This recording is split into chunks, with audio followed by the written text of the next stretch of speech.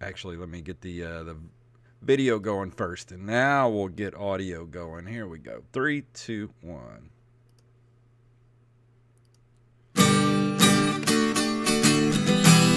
Just drop that ass, bitch. It's open micers in the house. Pop that pussy with that open micers logo in your mouth. Jason with his bald ass head.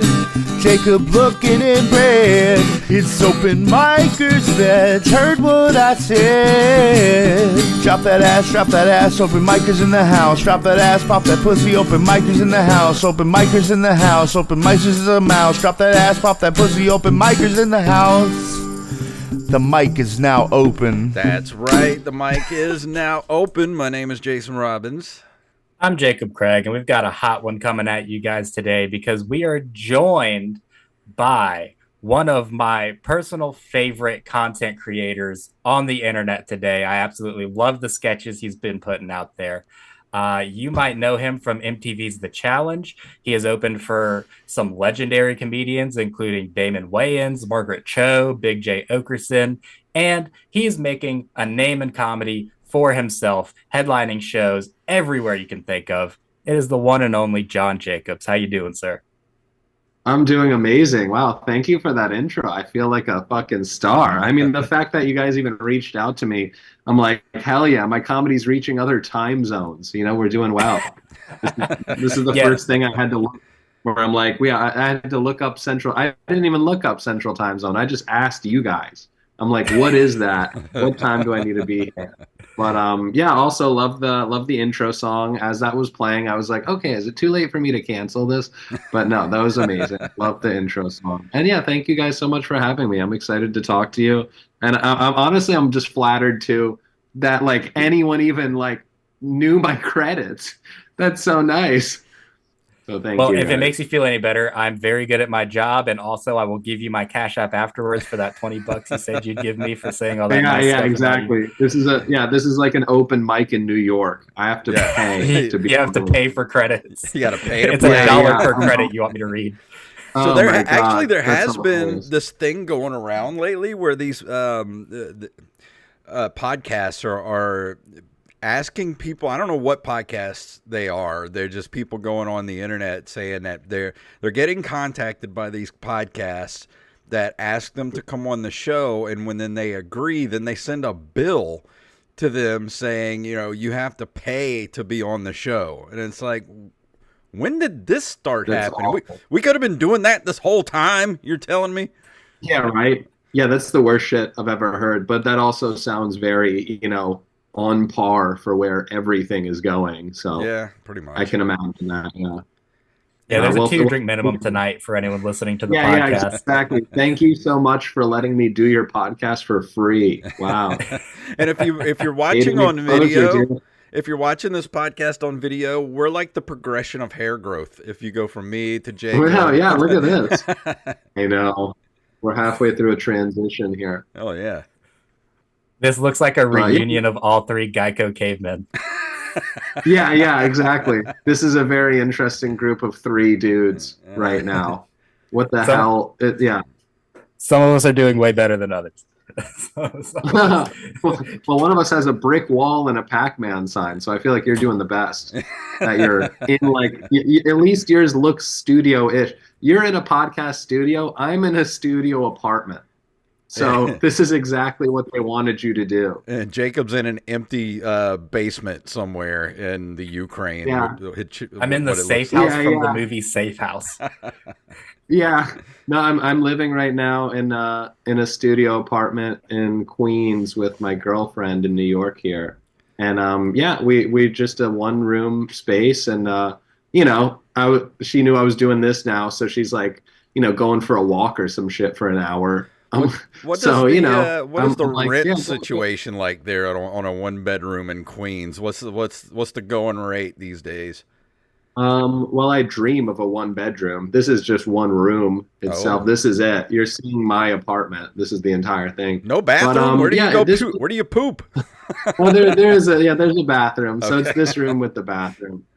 But yeah, this one's not too bad. But like everything else around the area, it's like $3,000 for, like one room. It's terrible, terrible. That's So terrible. yeah, like a studio apartment here would get you like a penthouse in another state. It's Jesus. ridiculous. But it Yeah. is worth it though to be there. I would imagine, at least being a comedian, I would think. No, for sure. Hey, I do it just to be 15 minutes from Times Square. That's Yeah. where I'm really enjoying things. Yeah. But yeah, no, I love it. And I'm honored that, you guys, at least one of you mentioned you've seen my sketches. So thank you for watching the content I make. I mean, I make so much stuff, and I don't know, I see everything as like a lottery ticket, where it's like you have no idea what's going to hit. Just keep shooting, keep hoping. And yeah, it's like a never ending game of like just keep cranking. Something will hit. Maybe I'll find a character that people like. I don't know. But I'm just trying my best, really. See, that's what's great Was about it? this show is I'm the one that Jacob introduces all the new comedians to, so that's why I like being on the show. Oh yeah, I have a Okay, very cool, specific cool. brand of autism where I know like every Ah, comedian in the hell yeah. world. Nice. That's amazing. Well, I'm honored that, someone who's seen so much comedy and is so, read and all that stuff would feel the need to reach out and say hi. So I'm honored, dude. Of course, man. Was it you the other day that posted on Facebook about the life of a Facebook content creator, where it Yes, was yes, I did. like a penny, 25 cents, a penny, $20,000, a penny. Yes, 100%. And that is pretty much exactly what it is like. And because it is like, you know, you'll kind of get like one video every few months that just goes crazy. Yeah. And you're like, okay, I guess I'll just keep trying because, if I can get one every few months that's like that, that's wonderful. I Yeah, would that's just like like a to get month's rent one. for an apartment in Queens. I would like Yeah, to just get exactly. one video that goes crazy. That would be nice. Yeah, we haven't even gotten Right, one. right, yeah. Yeah, just to dream of one at all. As a No, matter, well, so I think about like how much I've done and like the numbers and where I'm at, just comedy career wise. And at this point, I've like made like probably over 1,500 videos, whether it's like stand up or sketch or music video or whatever the hell I'm making. And out of like 1,500 plus videos, I've had 26 videos get over 1 million. whoa, So wow. like, yeah, which is like, it sounds cool to be like, I have 26 videos with over 1 million. But when you realize it's like out of 1,500 videos, it's like, okay, so I have like a 1% success rate. You know what I mean? Eh, Right. but you still have a lot more than most people. Right. Like us, Yeah. we're Yeah. officially shadow banned on TikTok right now. Yeah, So dude, Oh, TikTok hates us. Well, I don't know what we did. I know. I wonder what you guys did to get shadow banned. we put up a food challenge video where we ate Vegemite, and for some Okay. reason, when that video we put it out, they said we did some kind of a what did it say? Yeah. Community. We So what broke they something. said is that we posted unoriginal content because we didn't put anything from the TikTok app onto the video. And I guess they reviewed our profile because we attracted attention that way. And so now none of our videos go to the For You page. So we went from Wow. averaging at least 200 views a TikTok, sometimes more, to like 1 view a TikTok, Yeah. 9 views a TikTok, because it just won't Damn, show it dude. to anybody. Wow. Maybe Vegemite is too close to vagina. And they're like, this is risky. Right. Yeah, the Vagina lever. taste test. What are they doing? Yeah, vagina tape. That would actually be super viral, I'm sure. Oh yeah. Yeah, in more ways than one.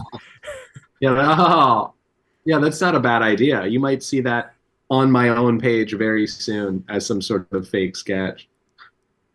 Maybe you should Please, put up a dude. Vegemite sketch and see what happens. See if you get banned from everywhere too. Yeah, right. Yeah, I'm not falling for that one. You're not tricking me. This man makes $20,000 a video, dude. He needs his money. I wish. I We wish were it doing was 100 views of TikTok. We'll be all right. that. What Okay, do so you? where do you, oh, no, you go. No, You go go ahead. for it. I was just gonna say, where do you guys live? Do you guys both live in the same state? Yeah, we live on the Gulf Coast of Mississippi. We live in I live in Ocean Springs, and Jacob lives in a town outside of Ocean Springs called Van Cleve, which is basically the meth capital of Mississippi. Yes, it is. Okay, cool. Mississippi. Sweet. Yeah, I don't think I've done anything in Mississippi. I've been to Missouri. That's kind of close. No, not Yeah. really. In spelling, it is. Yeah, and spelling it is. Yeah, I don't know the map that well. So, but okay, yeah, Mississippi, that's cool. So, are you guys both comedians yourselves? Yes. Yeah. Short answer. I Yes. thought Jacob was gonna roast me there for a second, because usually when people ask us if we're comedians, Jacob's like, Jason's not. I Yeah, know. just only because you're not funny. That's Oh, I love Yeah. that. that's the only Have you reason guys- I would do that. Have you guys been comics for a while? Yeah, we've been doing it for about 7 years now. Hell yeah. So Cool. it'll- How'd you guys meet? The first time we did comedy, we actually did comedy about 10 seconds apart on the same show. I opened, and then Jason went up right after me. And and sweet. then we kind of reconnected like a year later at an open mic once like stuff actually started happening down here. That's cool. Yeah, before Hell yeah. COVID, things were really starting to take off in the local comedy scene here, and then once everything, me and Jacob were doing a lot of stuff together. We do a lot of traveling and doing out of town shows, things like that. And once COVID hit, it was like, well, shit, we got to do something. So we started doing the podcast to kind of keep us sharp. But then, of course, we're in Mississippi, so they were like, we're going to shut down for like a day, and then everything just opened back up. So we were still doing comedy shows, but not there Hell just yeah. weren't anybody there, basically. Okay, that's cool. Yeah, I mean, I was in Florida for COVID, and it was the same way of like, we only closed for a little bit, and then we were like one of the only places doing comedy in the world. So when did you move up to Queens?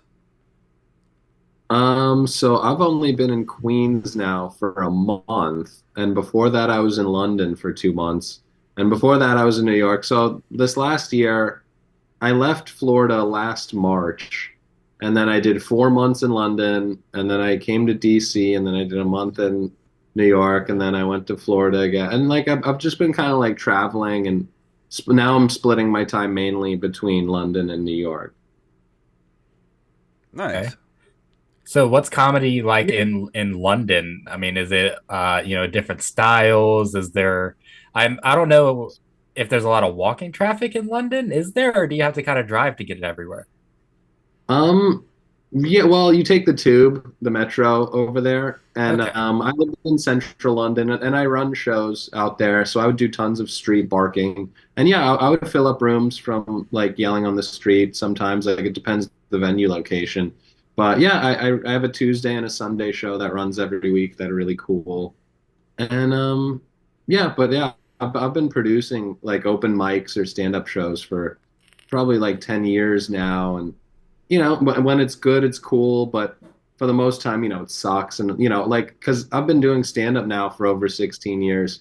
And, like, literally, like 2 days ago, I was barking on the street for one of my shows. And, like, I'm just like, how is this still my life? Like, begging people to watch me for free? Like, what the fuck? But, there's really no other option, I guess. Yeah. Right. So barking in London, do you just go out on the street and be like, "Oi, wanker, I know. fancy Well, I some think comedy, people do ya?" Yeah. Well, people are definitely like interested because I'm American. So they're like, okay, something's going on. Plus, I always throw my credits out when I'm begging people to come watch me. I'm like, I was on Netflix and MTV, come see me. And they're like, okay. And I'm like, as you can tell, everything's going perfectly well because I'm out on the street asking you to watch me for free. But yeah, so, I would try to shout my credits, and I think I'm just relatively decent at like getting attention outside to get people into a room or something. So it's all right. So what's the heckling like in London? Is it worse than America, or about even? Oh wow.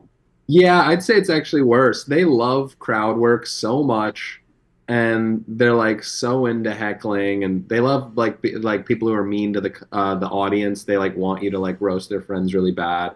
But comedy overall, isn't too different. I like the scene a lot, and it feels like out there's a higher respect for stand-up than there is in the States, because like in London, there's just like so much art and theater and performance where like I feel like they see comedians the same way they do like theater performers, and I'd perform at like cabarets sometimes, so I'd get mixed in with like, acrobats and like fire dancers and stuff. So it was cool to like feel like you're on the same level as these other like, you know, harder arts maybe, or like, more classy arts.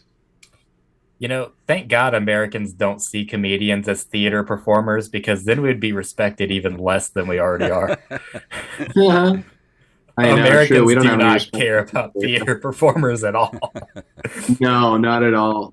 Yeah, I mean, I feel like London is like a clean New York City. Like that's how it's always felt.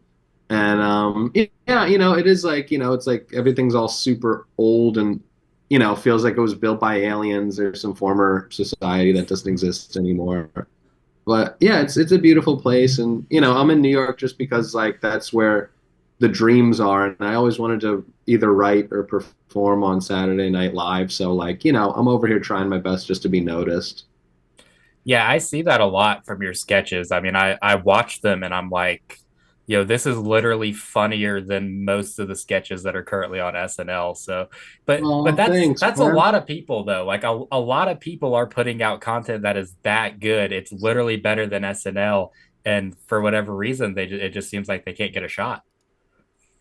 Yeah, I agree. Where like there is something about SNL now that does feel I don't know, safe. And there's a lot of sketches you watch where it's like this feels more like a team building exercise at Yeah. like some sort of corporate, gathering. It's yeah, it doesn't have much edge or bite anymore, but I think just growing up loving it so much, you still believe in it and you're like, I still want to touch it. So Oh, for how sure. does it even work to get on Saturday Night Live? Because you see all these auditions that like all the performers from the past that put out like that you see on YouTube, like their actual Saturday Night Live auditions and things like that. Like, do they just put out like a casting call, or is it something where you have to know somebody, or how does it even work? Yeah, like I've been able to submit writing packets because I opened once for Colin Jost on the road at a college, and he gave me like the person to reach out to send in a packet. But like to actually perform a live audition, I've talked to people who have done the live audition before, and they were just kind of like, you know, they'll be like SNL will be scoping someone, and you just kind of like hope you're on the same show or something. Because like that's what I had heard, where like a girl got an audition because they were looking at someone else, and she would just happen to be there. So it's just kind of like, just pray that they show up to whatever you're doing. Yeah, and then Right. you hear the stories about the people that have auditioned and stuff and say it's just one of the worst things they've ever been through, because you go in and it's basically just it's you and like Lorne Michaels and like a couple of people in suits, and they're just like, all right, do some impressions, and you do some impressions and you don't get any laughs, and then they're like, thank you, and you leave, and it's like, oh my god, that was awful. Yeah, yeah, there's definitely stories of people like even Bobby Moynihan had one about like when he auditioned, it was like 6 months, a year or something, they call him later. And, sometimes they'll be like, we don't want you. And then they'll call you months later, actually, we do want you. But yeah, I feel like I'm just putting a ton of energy towards sketch production and, any kind of stand up or comedy, really anything. And, I just hope to I don't know. I'm hoping that the right person will see me do the right thing or the right show will lead to whatever. But, just trying to keep doing what I'm doing and stay positive. Like I've gotten lots of good feedback from like all the big names I've ever opened for. They're always like, you're on the right track. Keep doing what you're doing. I'm sure it just gets harder as the years go by, like mentally, where you're like, okay, it's 10 years, it's 12 years, it's 14 years. So, but it's like, so a thought I had, which I like, is like it's like comedy itself never gets better. It's like just your attitude does. Because it's Yeah. like you're always going to do shit shows, you're always going to do empty rooms probably, and like you just kind of try to transcend any of like the stress over that. You just enjoy whatever you're doing. Yeah. That's very wise advice for any young comics that are listening. Do you think that, we see the hosts of this season of SNL? You've got Shane Gillis, Nate Bargatze. It seems like there's been a lot more respect kind of put on the stand-up comics on Saturday Night Live again, and those episodes are the ones that have been better. So do you think that, with them paying more attention to actual stand-up comics, that it might get easier to get funnier people back on SNL again? Yeah, that definitely feels like a conscious thing they're doing of like reaching out to like hot comedians, and because especially like someone like Shane Gillis, like that's strictly because he's doing so well. Like, they fired him, but they've given him another chance because, now he's the hot girl in school. So, I mean, it's a smart move marketing wise or, TV show wise to just reach out to the thing everybody loves in the moment. And, and luckily the things that have been great in the moment right now happen to be great comedians like Shane Gillis or Nate Bargatze. So, yeah, I think it's definitely a good like trend of booking right now for SNL. So I think that's a good thing. Do you think we'll ever see someone a little raunchier? And I'm surprised I'd caught myself saying someone raunchier than Shane Gillis, but he does have that muscle where he can play it to where, kind of what Saturday Night Live needs. But do you think that we'll see a raunchier stand-up comic like a Tom Segura or someone like that ever host SNL? I feel like I could see someone like Tom Segura or Bert Kreischer because they have become so mainstream where Yeah. it feels like even if you're super raunchy, if you're like mainstream or universally loved, like you can get away with anything, Yeah. So it's definitely like about how much love the world has for you to let you get away with shit. I mean, Shane Gillis, like, he said gay and retard in his, monologue, and it's like, Hell yeah. when was the last time any host has said that in a monologue? So he definitely like broke ground in that respect. Right. And I think when he said it, and everyone said his monologue bombed, which I thought was just a completely wrong take. But when, Yeah. after he said that joke, that was kind of a reworked joke from his Netflix special where he said the word retard in it, he actually got like an applause break. Like, who is Yeah. dropping the word retard in a bit and then getting an applause break afterwards? Yeah, I mean, I think any takes that were like he didn't do well, those are all like just specific publications that would never give him credit for anything anyway. Because it happened to Dave Chappelle too when he hosted, and he did some line about Kanye West and Jewish people, and I see like Yahoo News articles that are like Dave Chappelle did terrible, but it's like everyone who witnessed it knows it was great. It's just no matter what, some publications are never going to give certain people like respect just due to things they've said previously. Right. Also, your Yahoo News. So I maybe. know, yeah, Yahoo News. Yeah, exactly. It's like that's like the most worthless of all anything. So, that means nothing at all. Do you think Yeah, maybe take a step back. it's a strategy by SNL that maybe, by having somebody like Shane Gillis on, and maybe in the future, having more comedians that are seen as, right wing, whether they are or aren't, just whatever they're perceived to be, because SNL has been looked at as such a like left leaning, like comedy thing. Do you think it'll kind of, the more they do that, the more diverse kind of people they have come on the show, it'll just kind of quiet that loud part of the internet that shits on everything? I don't know if it'll quiet it, but I think it's good in the sense where they know, controversy is cash, like controversy is attention. I mean, it's like, if we learned anything from Trump, it's like, being fucking nuts and whatever, like like nothing else matters besides attention. Like even if it's negative in parts. And SNL is smart in the sense where like, with all those publications who had trashed them, like I'm sure they have long-standing histories with most of these organizations that print the stories anyway. So like, ultimately it works in their favor where they say, "Oh, he did terrible." Like honestly, if someone wrote an article that says Shane Gillis does terrible or Shane Gillis does well, I think more people are likely to watch it, like hoping, "Oh, maybe he does bad. I'll watch it." So yeah, I think it's like a trick just to get you to look at anything. It's like anytime it's like backlash on Twitter, outrage on Twitter. It's like if they can find one tweet of somebody upset at something, that counts as like outrage. Yeah, it kind Right. of reminds me of have you ever seen Private Parts, the Howard Stern movie, where I they saw parts of it.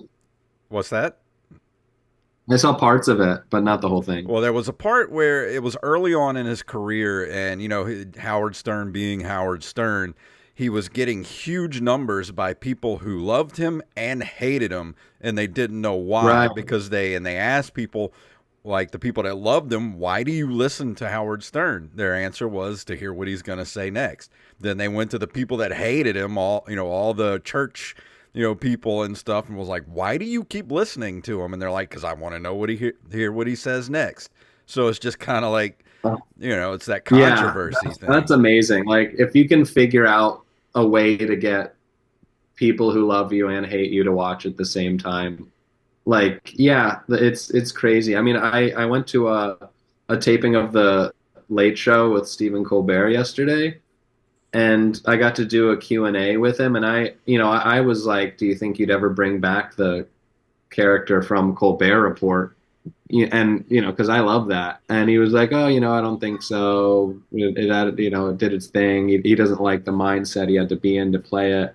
But then he did mention a poll of college students during the time of that show, and he said it was the most popular show amongst all college students because the liberals thought he was a liberal pretending to be conservative, and then the conservative kids thought he was conservative pretending to be a liberal pretending to be conservative. So everyone loved it regardless of what was actually happening, just because yeah, it was so entertaining and like so mysterious of like, what is this character? Yeah.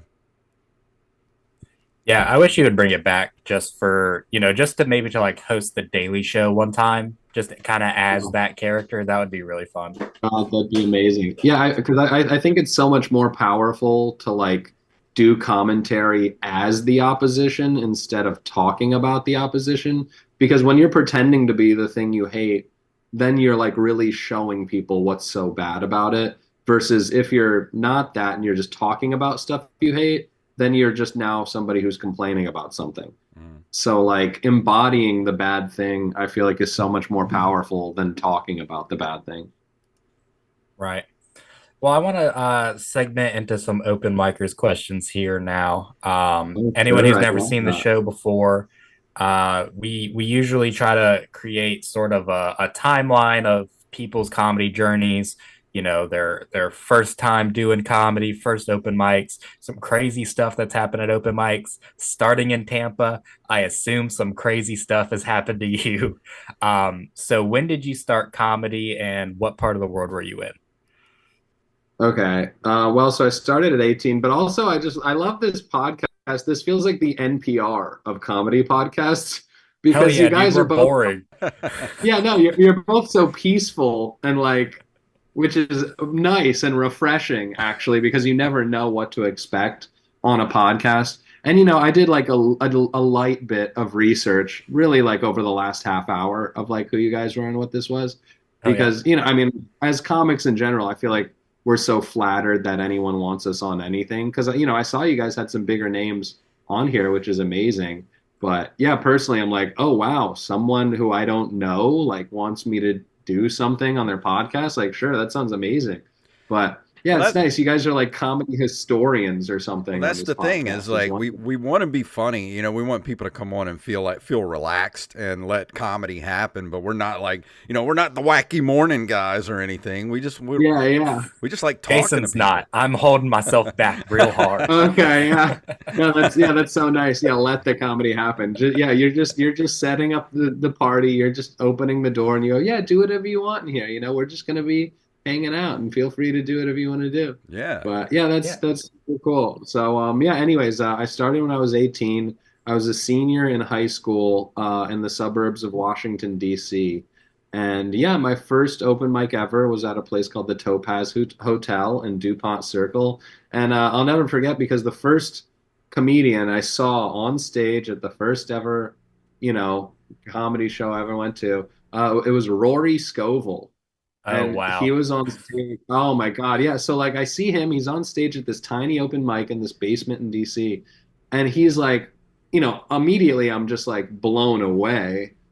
And I'm immediately like, oh my God, like, is this what live comedy is like in the city? Like, what the fuck? Like, I'm never gonna compete with this.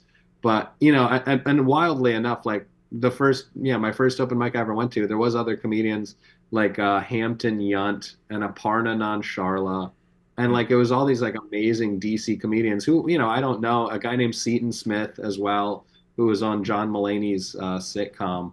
But so it happened to be just like an unbelievable like roundup of like these really great DC comedians, and then yeah, I think I got to do 2 minutes like at the very end, and it went okay, and the show booker was like, yeah, come do the paid Saturday show, and I'm like, oh my God, amazing. But then so before the Saturday show comes around, he bumps me and he kicks me off the show. And he's like, oh, like the managers are going to be there tonight. Like, I can't risk a new guy. I'm like, okay. And then I don't think I hear from this guy for like a year or many years even. So it was like, oh, wow. Like, I was so close my first time. And then I never hear from the guy again. But yeah, so the first time goes okay. And then I'd say, I don't know, the next few times probably go terrible. And then it's kind of a balance of like, you do okay sometimes, but that's good enough to be like, okay, I've got something here. So yeah, I started at 18 and I really never looked back and I never questioned stopping. And the only times I ever stopped were when I did do the MTV shows and then when COVID happened and everything was shut down. But besides that, I haven't gone longer than like probably 10, 11 days not doing stand up over the last 16 years or whatever. Were you a fan of stand up growing up as a kid, or was it something that kind Oh, of came later?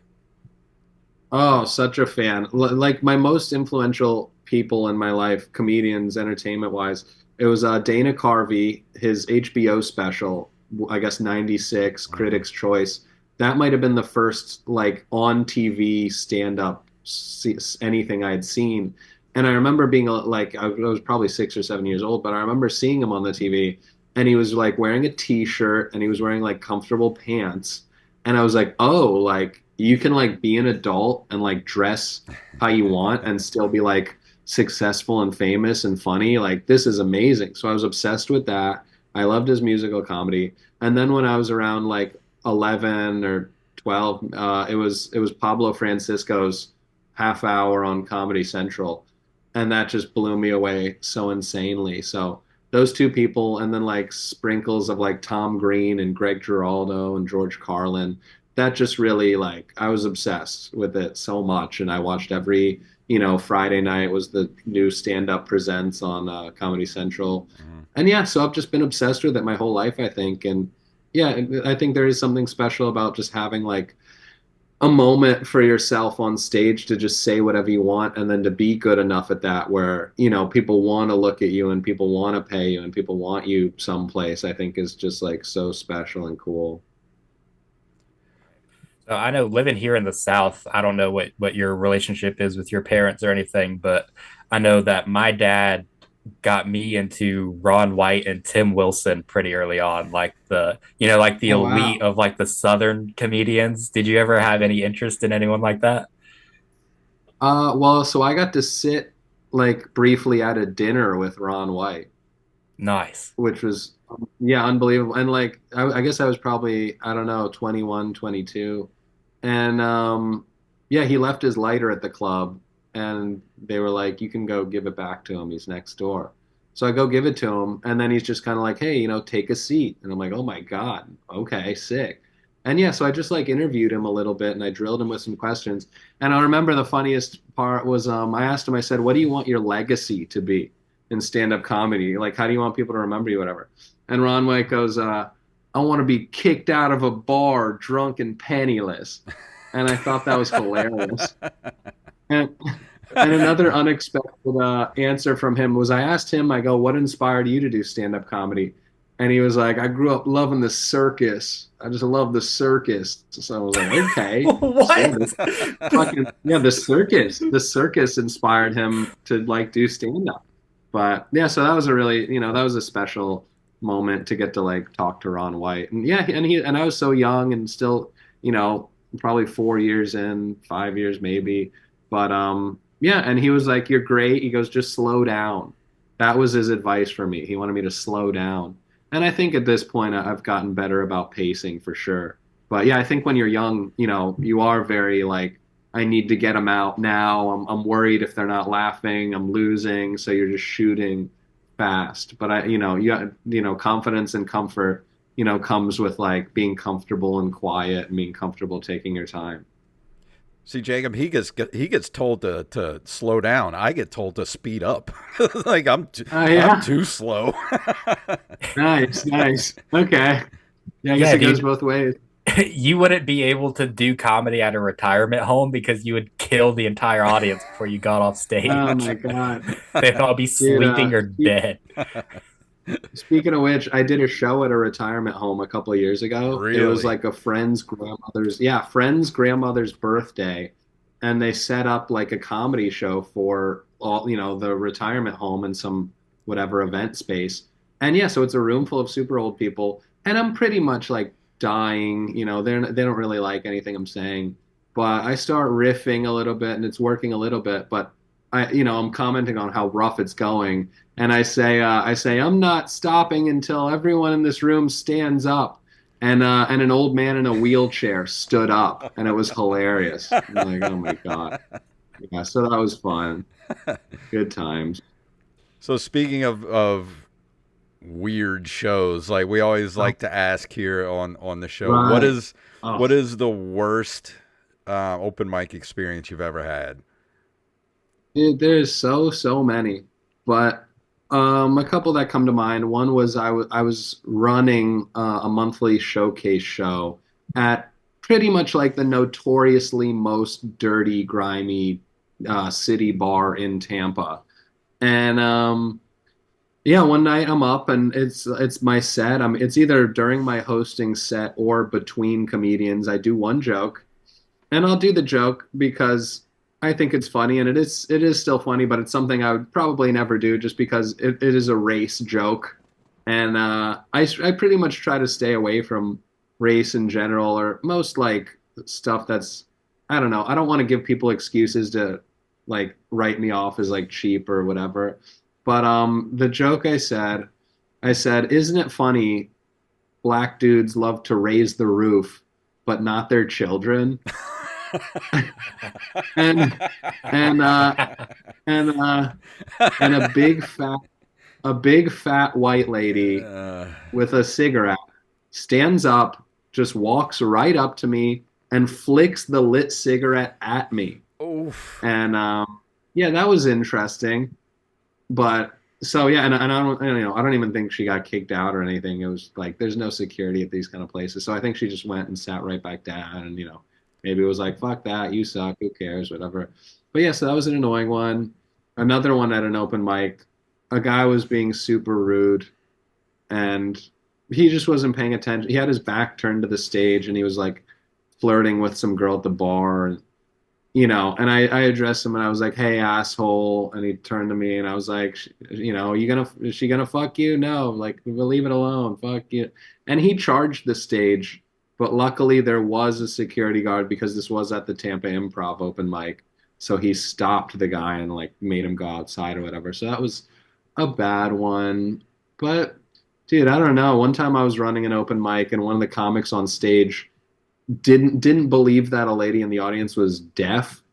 She said she Oh was deaf and she no. was like doing sign language. And then he called her a cunt. And he was like, "You're not deaf, you're faking it."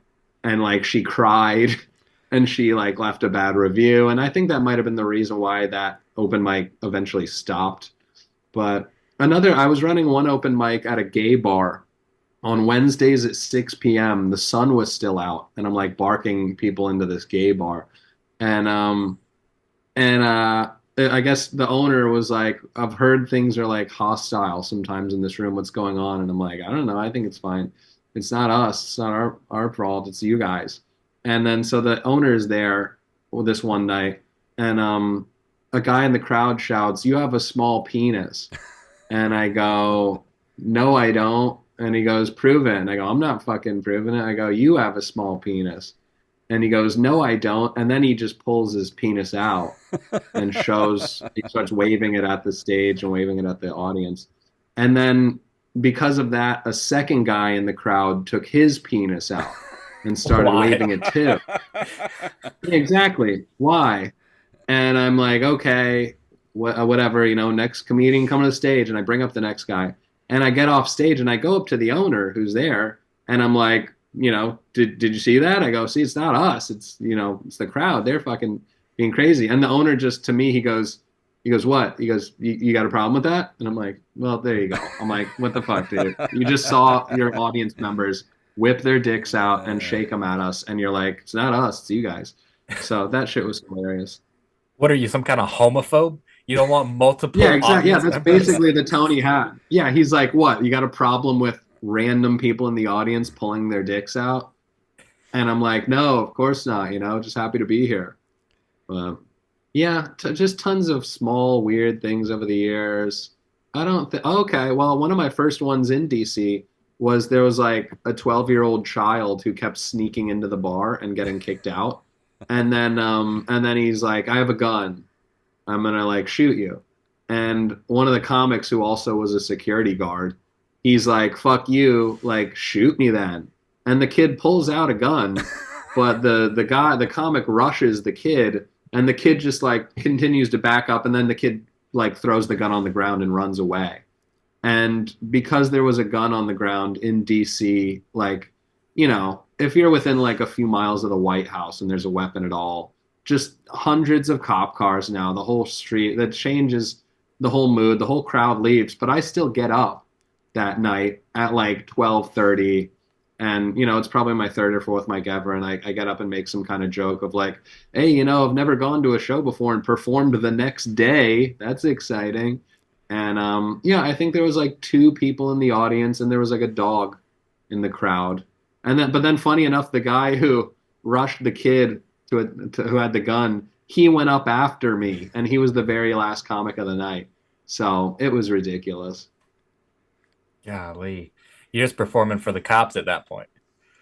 Oh, the cops wouldn't even bother to watch the show. They were like, we're not dealing with this. Yeah, they didn't want anything to do with us. DC sounds like a wonderful place to do comedy. It's cool. I mean, it's smart crowds for sure. Like anytime I go home, I love doing political material in DC because everyone is so close to it that like it feels much more real and relevant to them.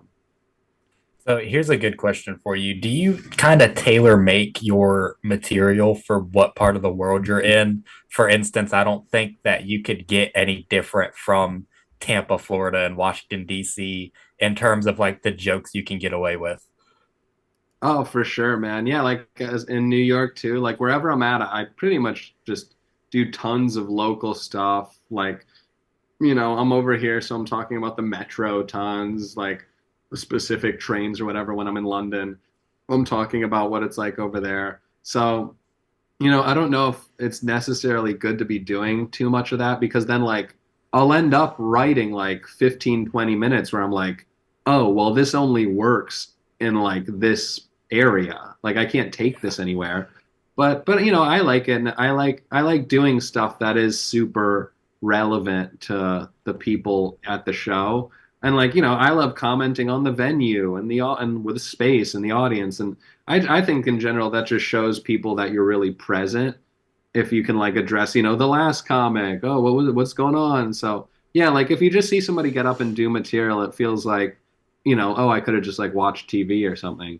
But yeah, if people are in the room like addressing the energy and everything happening, I think that's like much more special. Yeah, I think that's good for making content as well because you follow Adam Ray's YouTube and that's pretty much all that he puts out is he'll do the Phoenix special or whatever, and it's 30 minutes of Yeah. him doing jokes specific for Phoenix and crowd work. True. Yeah, dude, I feel it. Where, yeah, like you don't feel like you're losing anything or burning anything because you're like, oh, well, I couldn't use this anywhere else anyway. So yeah, it is good for content for sure. I agree with that. And yeah, I think it shows people your sense of humor and your style a bit. So, but yeah, like, dude, I hate just the comments on my stand-up videos that like, no matter how good my clips are, so many comments of just like, terrible, they hate you, the crowd sucks, you're not good, you're like, so Yeah. it's nuts. Like you can post videos of you like getting a standing ovation and people will still be like, this guy's terrible, like not good at all. So it just feels like you're never going to please the internet no matter what you do. So so don't even try. Just do what you like. Yeah, you guys remember when Netflix said that they were going to enable comments on their stuff? I wish they fucking would. I wish they Oh my would. Go God. ahead. That'd be hilarious. Yeah, comments on Netflix content, that would be insane. Yeah, the home of where stand up is. Everyone's going to be commenting on, the newest comedy hour, being like, bad, I'm funnier than this. Oh yeah, 100%. I think they need a little bit of it. I wish they would, dude. I really wish that they would. I assume that they stopped it for obvious reasons because you just can't do Yeah. that. But No. Yeah, yeah, like yeah, you just can't do that. It's gonna get too crazy.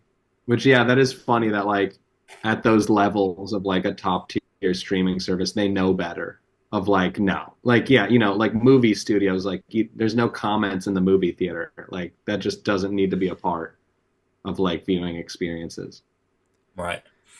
Jason, do you have any more guests, or excuse me, do you have any more questions for our guest before I hit them with, the penultimate question of the Open Micros podcast? Oh, I was going to ask him a little bit Ooh. about Tampa, but we can do that another time. So let's hit him with the usual closing question that we Okay, have here. Ooh.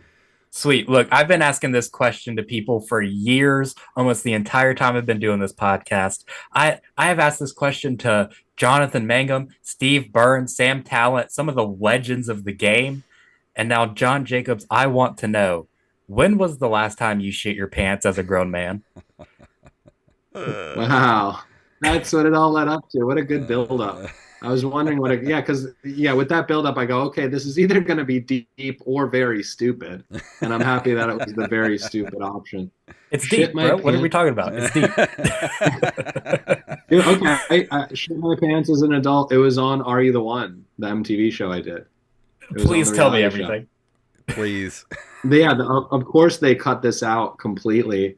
But so there was like a white party on the beach where everybody's dressed in white and like, and I got so wasted. I ran into the ocean and that was an issue. And they're like, okay, we need to like remove you from the party. You're like too wasted. And then yeah, I remember like I must have like blacked out or whatever. I remember like kind of coming to randomly in like a shower or something. I don't know why I was in a shower. There was like a production assistant who was making me shower, and I was like, okay, interesting. Well, what were And then you I wake up the drinking? next day. What were you drinking up to that point? Oh man, dude, when I was on Are You the One, I would drink everything nonstop. They had to cut me off from drinking on like three separate occasions where they told me specifically they were like, you're never allowed to drink again on the TV show. But then like the house would get boring or whatever, so I would drink a little bit more because they're like, yeah, get drunk again, it's fine. But so yeah, so I'm like I'm coming to randomly in this shower in the hotel wherever this party was, and I don't really understand what's going on. But I wake up the next day in the MTV house here in Hawaii, and I would always wake up at like 1 or 2 p.m. I didn't give a shit, but I wake up and there's like a boom guy who's doing a scene of something near me, but he's looking at me and he's like talking to me, and the boom guys are like never supposed to speak to you Hmm. because they're like not supposed to interact. So like I know something is serious because he's talking to me, and he's just like mouthing to me. He's like whispering to me. He's like you're fucking crazy. Like you're a sick fuck. And I'm like what? I'm like what? What are you talking about? He goes, you know what you did. And I go what? I go, I don't know what I did. What did I do last night? And he goes, you shit your pants. And I go, what? And I guess like my pants were gone. I lost like that whole outfit. And so it was a white party, and I shit my pants at a white party. So all my white clothes are just completely destroyed. And so he says, you shit your pants. Like, oh my God, what? And so I get up and I like announce to the room of my cast because I just was shameless. I didn't care at the time. I'm being funny the whole time. So I'm like, hey guys, apparently last night at the white party, I shit my pants. And they kind of laugh. But then the boom guy who's got the big boom, he like turns to me with the boom and he talks to me and he goes, say it again louder. And so I did it again, like, I shit my pants yesterday. But yeah, so that would have been when I was 24 years old. So it's been 10 years since I've shit my pants. I mean, if you're going to shit your pants, do it at a white party when you're wearing all white. Yeah. Yeah, how much more appropriate and hilarious can it be than at an all-white party you shit your pants? Oh my god. Did you ever find the clothes? What happened to the clothes? No. I imagine they threw out the clothes, and I liked those pants. I wanted those pants back. Oh man, That's yeah, amazing. all those clothes are long gone. Wow. They could have Bottom of auctioned it the off for ocean. charity. Yeah.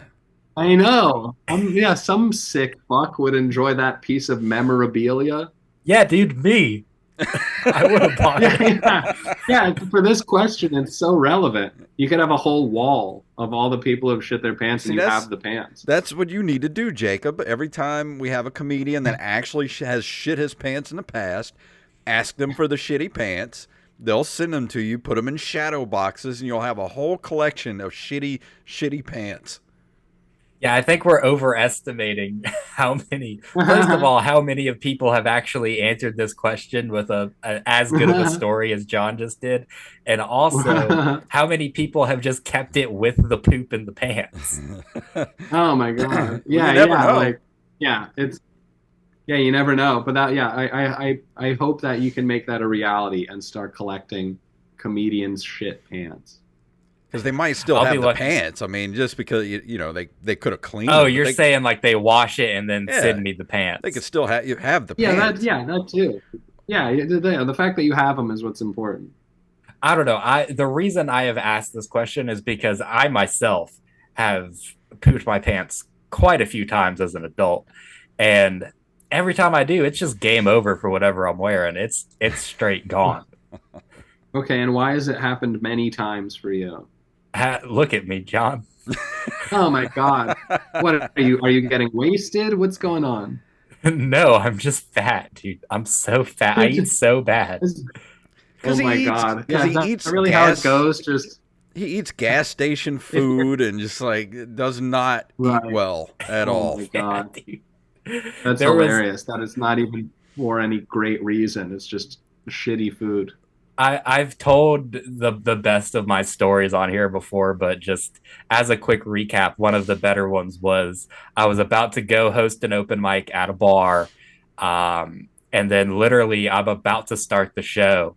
And then it just happens. And I look at my friends that I'm with and I go, hold on, I just shit my pants. I'll be back. And I go in the bathroom. I throw my underwear away. I put my jeans back on because luckily nothing got on them. And then I go on stage and riff for 10 minutes about how I just shit my pants. But I imagine there can't be very many salvageable underpants or pants in those situations, because I feel like anybody that shits their pants, it's not going to be, a good solid, somebody who eats a lot of fiber. They don't shit their pants with like a good solid turn. Right, you can hold it in at that point. So it's going to be like Campbell's chunky soup just like falling out. Yeah, it's always something very disgusting like that. Yeah, dude, if you're letting go of whole logs, then you're the problem. Yeah, then you need to go. Wow. Maybe it's psychological, probably. If you're letting go of just whole logs, you need to go reevaluate something. Yeah, the logistics of shitting pants. I've never thought about this before. You're welcome. You're welcome. Everyone listening at home, you're welcome as well. You're welcome if you've never heard of John Jacobs before. Thank you. Definitely go follow him everywhere. John, where can people find you online, and what are some of the dates that you have coming up? So I would be honored if people went to tampanewsforce.com. That's my satire organization that I run with my friends Clark Brooks and Josh Santos. We've been doing that for maybe 5 years now at this point. But yeah, we post clips and videos and news things there. And yeah, my Instagram is Maybach Diamonds. I just liked those two luxury items when I was a child, and my TikTok is John Jacobs CC, and John Jacobs on Facebook and YouTube, and yeah, I post my content across all the platforms. So yeah, check out some shit, see my stand-ups, see my sketches, see my music videos, and yeah, read the articles I write, and I love all feedback and anything. So yeah, it'd be an honor for anybody to look at me. Awesome. Well, man, we've got to have you on again. We didn't even scratch the surface of your time on any of the MTV shows. There's so much more we could talk about. But thanks so much for coming on the show, man. Thank you so much for having me, guys. This was a lot of fun. And Jacob, anything you want to throw out there before we leave this evening? Yeah, I've got the month of May almost completely booked. We've got a good mix of national headlining comedians as well as local comics that I think people should know about. And as always, dude, we're secretly killing it over on the Patreon. We've got so much good content on that Patreon, and hardly anyone gets to access it. You've got to get into the Patreon to access this fantastic content we're giving you every single month. So go to patreon.com/OM podcast.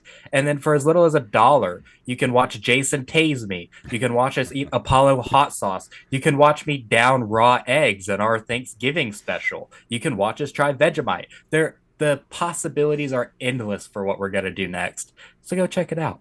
Absolutely. Our Patreon content is so good that when we put it out into the world, we get shadow banned from everywhere. So if you want to see it, head to Patreon. You guys had Mike Kaplan. Yeah, yeah. I saw Mike. I'm such a huge Mike Kaplan fan, so that's awesome. Yeah, dude, he's the best. But if you want to follow that Patreon, go to patreon.com/OpenMicersPodcast, or you can email us at OpenMicersPodcast@gmail.com. OpenMicers.com is our website, or you can go to our Linktree at Linktree/OpenMicersPodcast. That takes you everywhere you need to go. So we thank you for hanging out with us. Thank you to Mr. John Jacobs for hanging out with us tonight. We love you all, and we'll see you next week.